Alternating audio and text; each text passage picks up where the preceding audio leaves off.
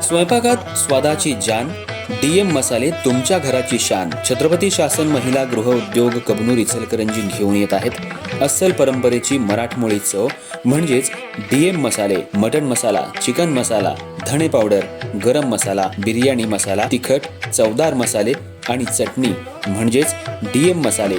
तर आजच आपल्या जेवणाची रंगत वाढवण्यासाठी केमिकल विरहित डीएम मसाले, गृहिणींच्या मनातले मसाले आणि चटणी अवश्य वापरा.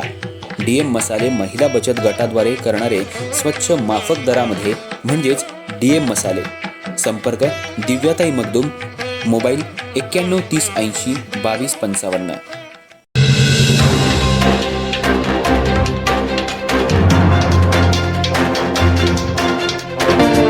नमस्कार, मी तेजस्विनी मगदूम. एम मराठीमध्ये आपल्या सर्वांचं स्वागत आहे. पाहूयात ठळक घडामोडी.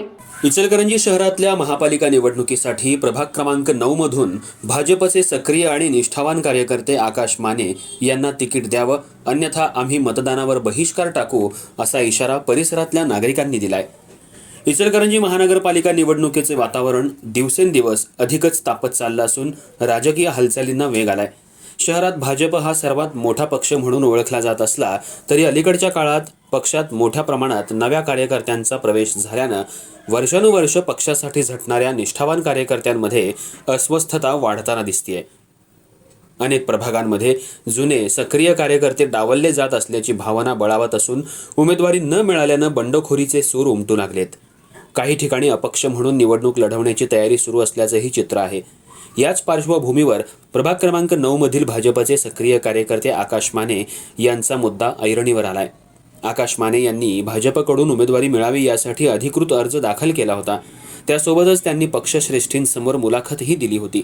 मात्र पक्षातील अंतर्गत चर्चांमध्ये आकाश माने यांना डावलून नवख्या उमेदवाराला तिकीट देण्याबाबत हालचाली सुरू असल्याची माहिती समोर येताच परिसरातल्या नागरिकांमध्ये तीव्र नाराजी व्यक्त होतीये. या निर्णयाविरोधात आज प्रभागातल्या नागरिकांनी एकत्र येत संतप्त प्रतिक्रिया व्यक्त केली. आकाश माने हे गेल्या अनेक वर्षांपासून प्रभागातील समस्या, नागरी प्रश्न आणि पक्षकार्यामध्ये सातत्यानं सक्रिय असून त्यांना उमेदवारी मिळावी अशी भूमिका नागरिकांनी मांडली. जर आकाश माने यांना भाजपकडून उमेदवारी देण्यात आली नाही तर आम्ही मतदानावर बहिष्कार टाकू असा थेट इशारा नागरिकांनी दिलाय. या घटनेमुळे प्रभाग क्रमांक 9 मध्ये राजकीय वातावरण चांगलंच तापलं असून भाजप नेतृत्व यावर काय भूमिका घेतं याकडे सर्वांचं लक्ष लागलंय. उमेदवारीच्या निर्णयामुळे होणारी नाराजी आणि संभाव्य बंडखोरी पक्षासाठी डोकेदुखी ठरण्याची चिन्ह दिसतायत.